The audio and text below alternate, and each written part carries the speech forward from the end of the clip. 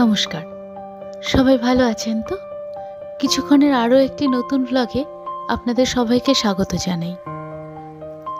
আজ মঙ্গলবার, আর আজকে আমি সন্ধেবেলা জলখাবারে বানিয়েছি পিসেস অফ হেভেন। অ্যাকচুয়ালি এই ধরনের খাবারের এই নামটা আছে কিনা আমি ঠিক জানি না।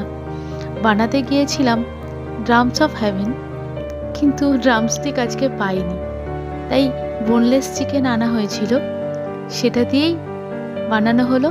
আর নামটা আমার হাজব্যান্ড বলল, করে দাও পিসেস অফ হেভেন। চলুন তাহলে রেসিপিটা আপনাদের সাথে শেয়ার করা যাক। আমি এখানে 1 কেজি মতন বোনলেস চিকেন নিয়েছিলাম, আর তার সাথে লাগবে এটার মধ্যে ওই 2 চামচ মতন লাল লঙ্কা গুঁড়ো, আর বেশ 4 চামচ মতন গোলমরিচ গুঁড়ো, কারণ গোলমরিচটা একটু বেশি দিয়ে ম্যারিনেট করে রাখলে চিকেনের ফ্লেভারটা বেশ অন্যরকম হবে, তাই। আর এর সাথে দিয়েছি আদা রসুন পেস্ট করা।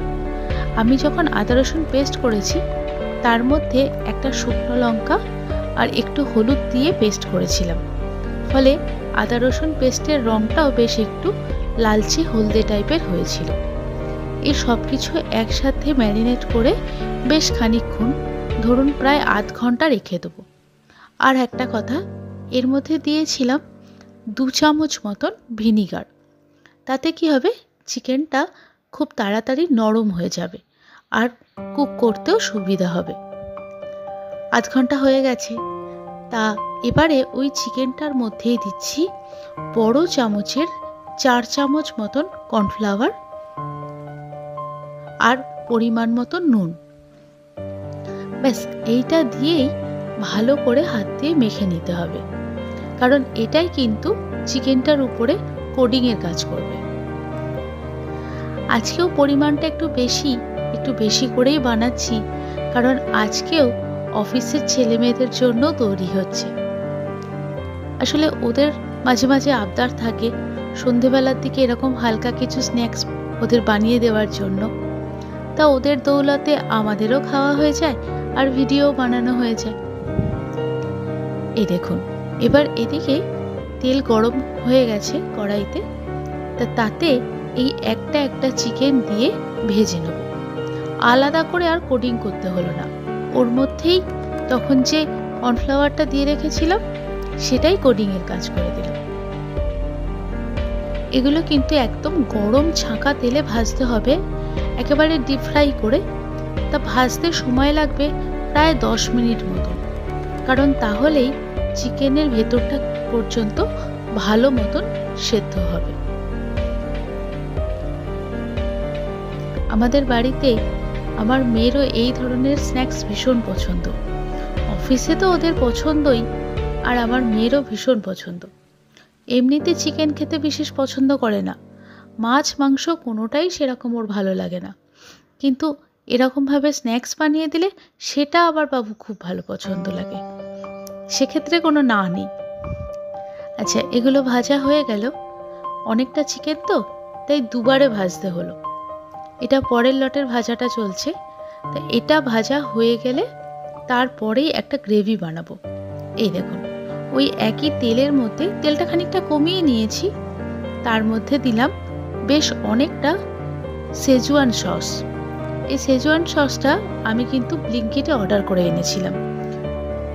আর দিয়ে দিচ্ছি ডার্ক সয়া সস, আর সবশেষে দেবো সামান্য পরিমাণ মতন, খুব বেশি দেবেন না, অল্প করে নুন।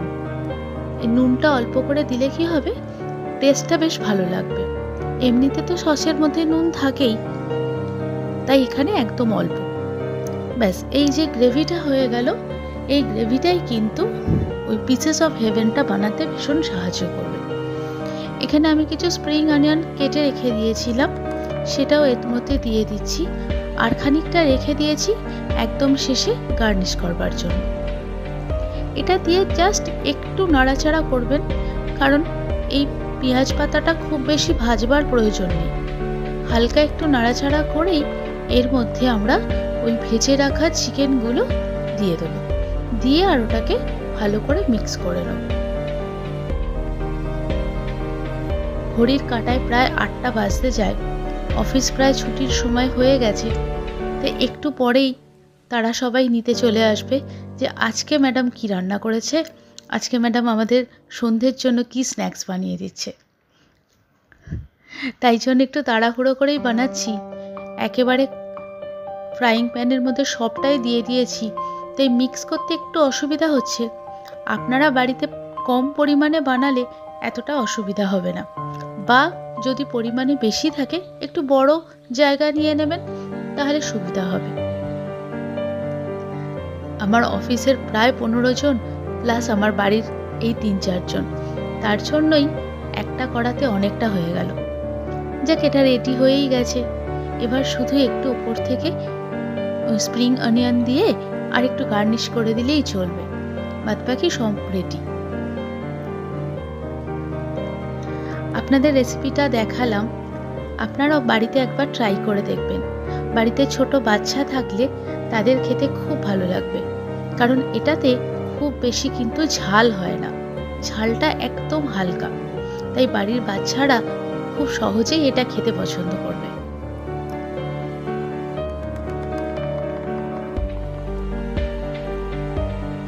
আমার অফিসের ছেলেরা এসে এক লট খাবার নিয়ে চলে গেছে। এটা আমাদের খাবার পালা। দাঁড়ান, একটা ভেঙে দেখিয়ে দিই চিকেনটা ভিতরে কি সুন্দর নরম হয়েছে, দেখেছেন? আজকের ভিডিওটা প্রায় শেষের পথে। ভিডিওটা ভালো লাগলে অবশ্যই লাইক করবেন, আর যারা এখনও আমার চ্যানেলটা সাবস্ক্রাইব করেননি অবশ্যই সাবস্ক্রাইব করে দেবেন, আর কমেন্ট করে জানাবেন আজকের ভিডিও আপনাদের কেমন লাগলো। আজকের মতন ভিডিও তাহলে এখানেই শেষ করছি। খুব তাড়াতাড়ি দেখা হবে পরের একটা নতুন ভিডিওতে। ততক্ষণের জন্য বাই বাই।